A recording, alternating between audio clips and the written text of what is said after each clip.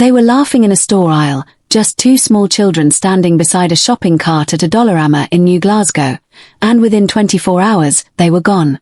Before we go any further, hit the subscribe button and turn on your notification bell so you don't miss first-hand updates on this story and others as new information unfolds.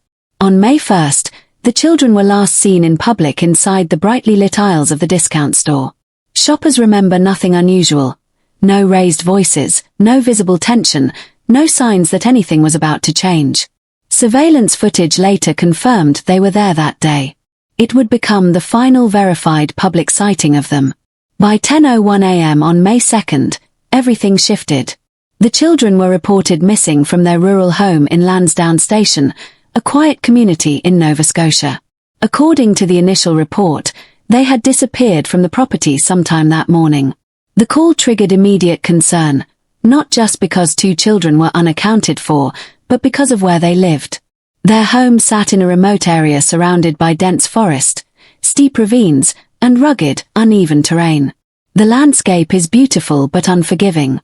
Thick woods stretch for miles. Pockets of marshland and rocky slopes create natural hazards. In some areas, cell phone service drops without warning. It's the kind of environment where even experienced hikers can lose their bearings. Early on, investigators focused on a heartbreaking but plausible theory. The children may have wandered away from the property and into the wilderness. It's a scenario that has played out in rural communities before. Young children chasing something interesting, following a path too far, or becoming disoriented in terrain that looks the same in every direction. The grandmother later told authorities she believed she heard the children playing shortly before they vanished. That detail added complexity. If they were outside playing, as suggested, it would support the idea that they left the immediate yard area on their own. But it also raised urgent timing questions. How much time passed between when they were last heard and when they were discovered missing? Could someone have approached the property during that window? Or did the silence come suddenly? As hours passed, the search intensified at a scale rarely seen in the region. The Royal Canadian Mounted Police, mobilized extensive resources. Helicopters combed the forest canopy from above, scanning for movement or signs of bright clothing. K9 units were deployed to track scent trails across brush and gravel paths. Drones equipped with thermal imaging swept across treetops and into ravines. Search and rescue teams formed grid lines, walking shoulder to shoulder through dense undergrowth. Volunteers from surrounding communities arrived in large numbers, determined to help. The effort was massive, coordinated, and relentless. 4 days. Hope drove every step. Teams searched waterways, checked abandoned structures, and pushed deeper into forested areas that few people ever enter.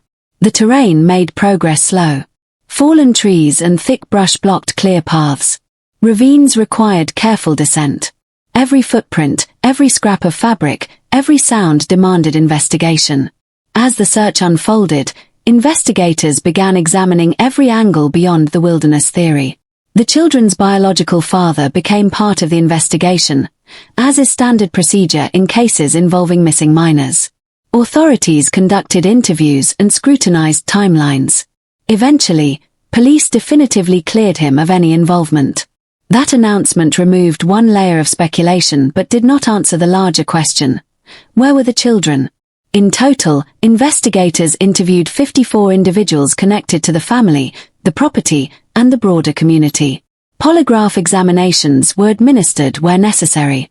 Each conversation was part of a methodical effort to reconstruct the hours leading up to the disappearance. Detectives analyzed digital records, vehicle movements, and communication logs.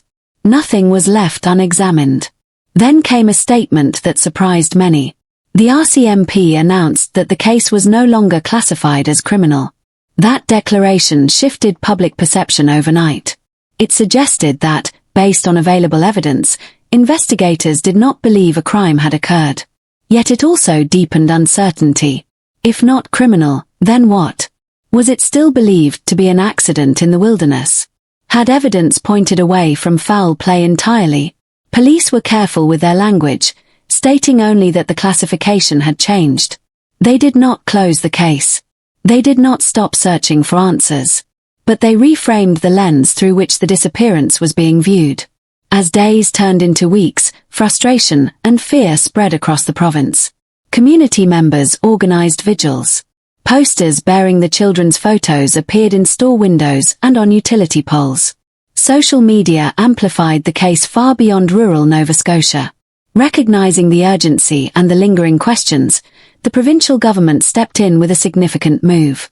A reward of $150,000 was offered for information that could meaningfully advance the investigation.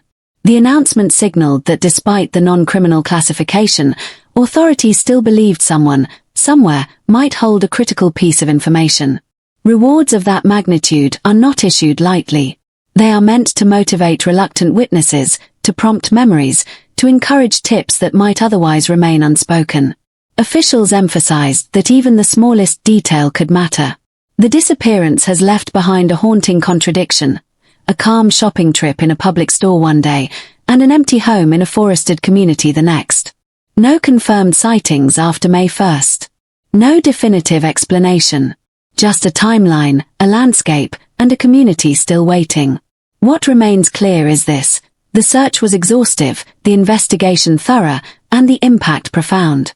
Families across Nova Scotia have been reminded how quickly normalcy can fracture.